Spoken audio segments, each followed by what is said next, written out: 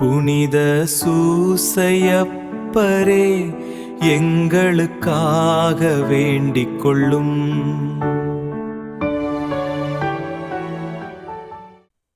தந்தை, மகன், தூய ஆவியாரின் பெயராலே ஆமேன். புனித சூசையப்பர் தாவீது அரசகுலத்தின் திலகம்.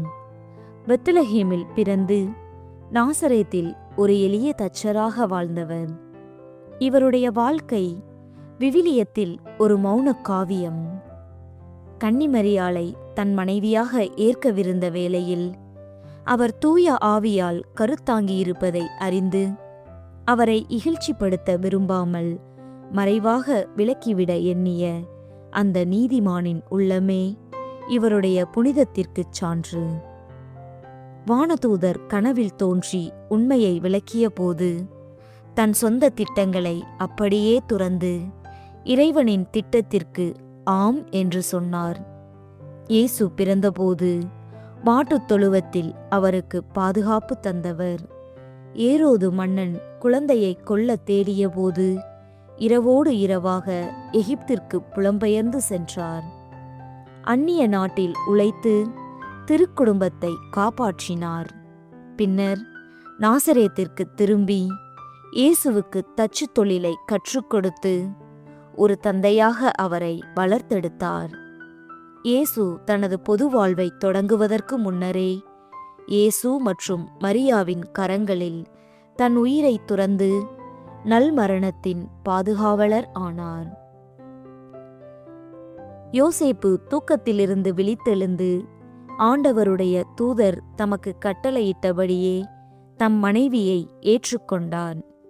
மத்தேயு அதிகாரம் 1 இறைத்திருவசனம் 24. இந்த ஒரு வசனம் சூசையப்பரின் ஒட்டுமொத்த தியாகத்தையும் பறைசாற்றுகிறது. அந்த சமூகத்தில் மரியாளை ஏற்றுக்கொள்வது என்பது பெரிய சவாலாக இருந்திருக்கும். ஆனால் சூசையப்பர் எவ்வித கேள்வியும் கேட்கவில்லை. விவிலியத்தில் இவர் பேசியதாக ஒரு வார்த்தை கூட இல்லை. இவருடைய தியாகம் என்பது சொற்களால் அல்ல, செயல்களால் ஆனது. இறைவனின் வார்த்தைக்காக தன் கௌரவம், பாதுகாப்பு, விருப்பம் அனைத்தையும் பலிகொடுத்த உத்தம தியாகி இவர். அவர் செய்த அற்புதங்களை இப்பொழுது நாம் பார்ப்போம். அமெரிக்காவில் லொரேட்டோன்னு ஒரு தேவாலயம் இருந்துச்சு. அங்க மேல பாடகர் குழு நிக்கிற இடத்துக்கு போக படிக்கட்டு கட்ட முடியல. இடமும் ரொம்ப கம்மி, யாராலையும் அது முடியல. அங்க இருந்த கன்னியாஸ்திரிகள் சூசையப்பர்கிட்ட 9 நாள் நவநாள் ஜெபம் இருந்தாங்க. 9வது நாள் ஒரு முதியவர் கழுதை மேல தச்சு பெட்டியோட வந்து, நான் படிக்கட்டு கட்டி கொடுக்கறேன், ஆனா எனக்கு தனியா இடம் வேணும்னு சொன்னார்.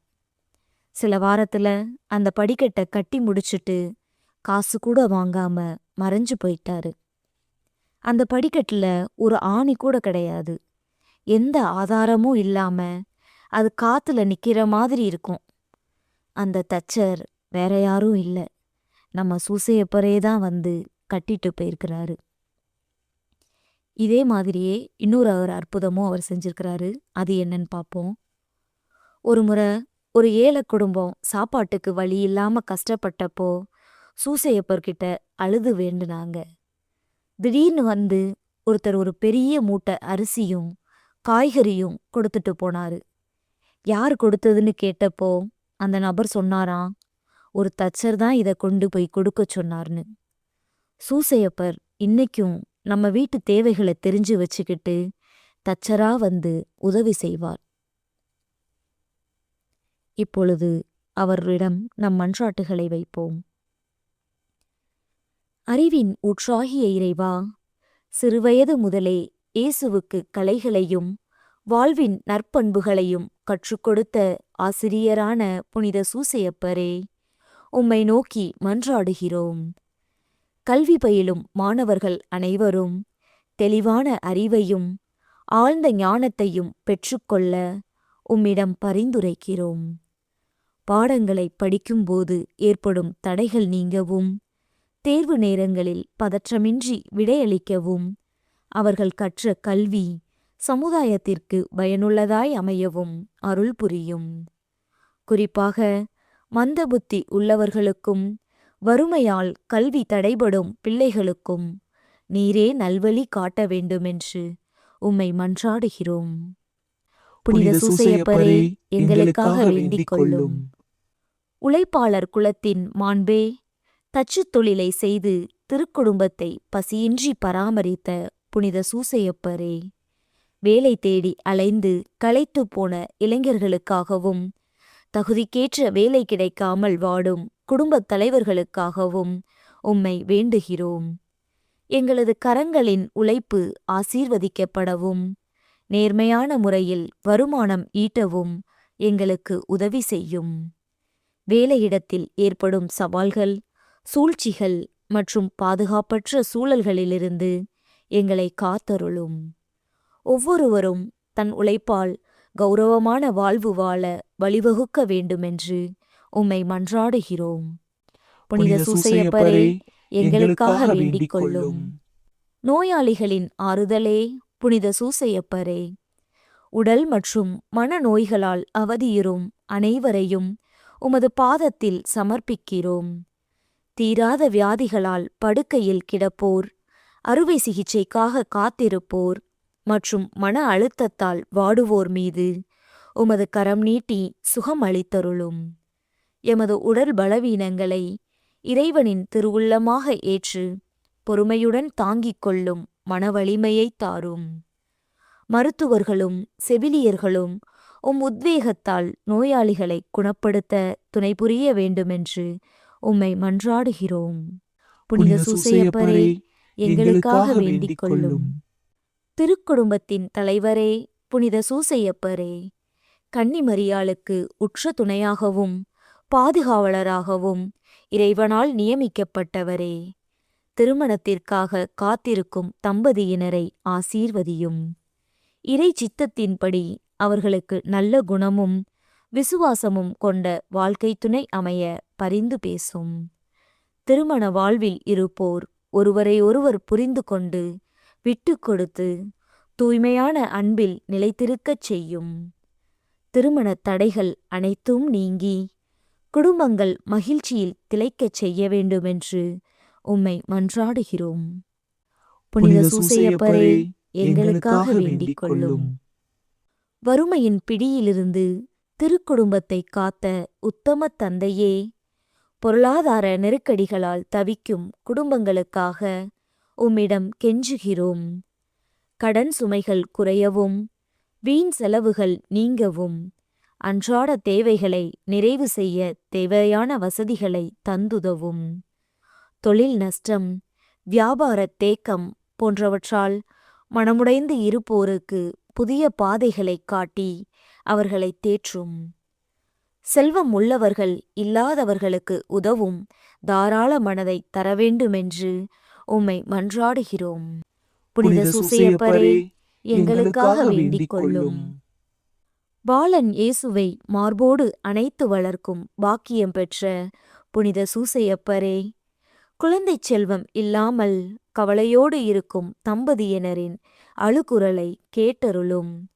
மலட்டுத்தன்மை நீங்கி அவர்கள் இல்லத்தில் மழலை சத்தம் கேட்கச் செய்யும். பிறக்கப் போகும் குழந்தைகள் ஆரோக்கியத்துடனும் இறை பற்றுடனும் வளர உம் ஆசீர்வாதத்தை தாரும். திக்கற்ற பிள்ளைகளுக்கும் அனாதை குழந்தைகளுக்கும் நீரே தந்தையாக இருந்து அவர்களை வழிநடத்த வேண்டுமென்று உம்மை மன்றாடுகிறோம்.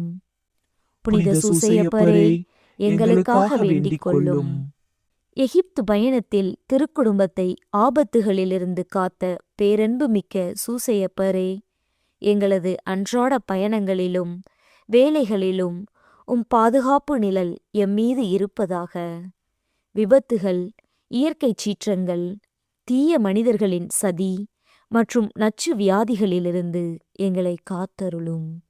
எமது வீடுகளையும் உடைமைகளையும் உமது வல்லமையால் பாதுகாத்து தீய சக்திகள் எங்களை அணுகாதவாறு வேலியிட்டு பாதுகாக்கும்படி உம்மை மன்றாடுகிறோம். புனித சூசையப்பரே, எங்களுக்காக வேண்டிக் கொள்ளும். ஜெபம்.